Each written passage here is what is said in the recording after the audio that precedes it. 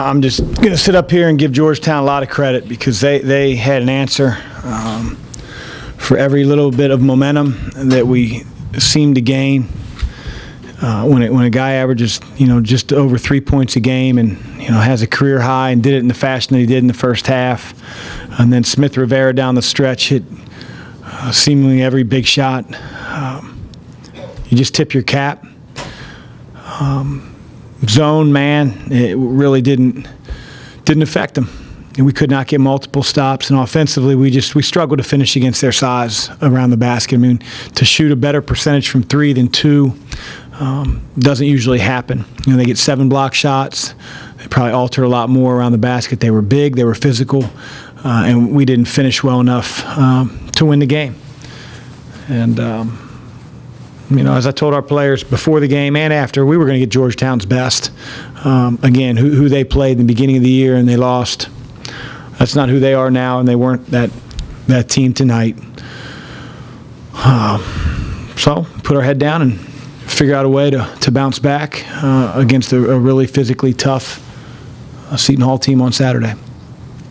How would you assess your perimeter defense tonight? Were they getting good shots, or was it kind of a Villanova situation where a lot of shots that could have just went in? I'd have to watch it. I mean, again, Trey Campbell's been more of a distributor than he's been a shot maker. Thought a couple of his shots were deep. Thought a couple of them were open. And generally when you play guys that average 3.5 points a game, they don't make open shots. They don't take a lot. And, I think Georgetown is a very difficult team to play. They had answers for both man and zone. And we weren't good enough on the defensive end tonight. And again, you always credit the other team. They have scholarship players. They made a lot of big shots.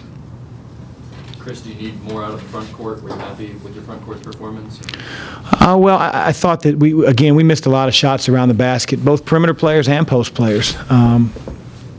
What hurt us defensively with our perimeter players tonight. I mean, they had 2 guys that get 41 points. Then you throw in LJ Peak, that's 54 points. I think that Georgetown played really, really well. We have to score around the basket, be it a post player, be a perimeter player. For a team that hasn't been down too much this season, you guys seem to force a lot of turnovers in that last 2-3 minutes. You just couldn't finish with the jump shots. What can be taken from this loss? Obviously, you forced the turnovers. Just maybe how would you work the offense to score in those late game positions where you're coming from? I'm proud of our team for continuing to battle down the stretch. I mean, we could not get over the hump. We could not turn the momentum completely to our favor. We did get some turnovers. I think we hit 1 3, and that was really about it. Everything else was a missed 3. We were crashing the offensive glass, and just couldn't put enough points on the board that last 3 or 4 minutes when we went to pressure defense. What we learned from the game is what we knew before the game. That is, it's a very tough league, very tough league. Every night's going to be a challenge no matter who you face. Jalen came off the bench tonight. Has he been practicing the way you want him to? He can practice better. Did that play into that? No, not really. It's just a coach's decision. How would you evaluate how the players responded to a lot of the foul calls that were being given both ways? A lot of free throws. Yeah, not a lot on our end, but you're never going to blame the game on the officials. Once you figure out how the game's being called, you have to adjust. And I thought, when we got bumped off our drive, you got to be stronger. You got to be able to finish.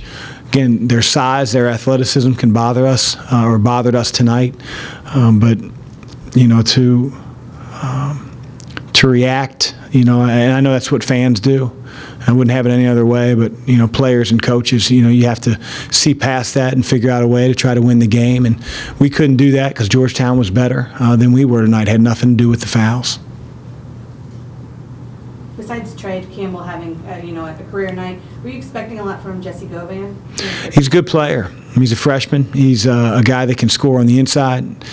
He also has the ability at the center position to step out make threes. I mean, he's one of their leading percentage guys. I know he went 0 for 1 tonight, but, they sort of tag team it with a senior and a freshman at the post position.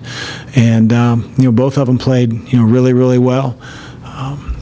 To say that they outplayed our front court wouldn't be an understatement, but at the same time, our perimeter players didn't hold their own either. This was a team loss. Both coaches and players own it, and we move forward. Looking forward, what will you take from this game as you continue to coach up your players? A loss, and our response from it is ultimately what we're going to be judged by, because you're not immune from losing. It's going to happen, and our team's been pretty good at dealing with success. Now we have to deal with a little adversity. Didn't want to lose a home game. We did. We're not the first team in the league to do that. Now we have to figure out a way to respond on Saturday.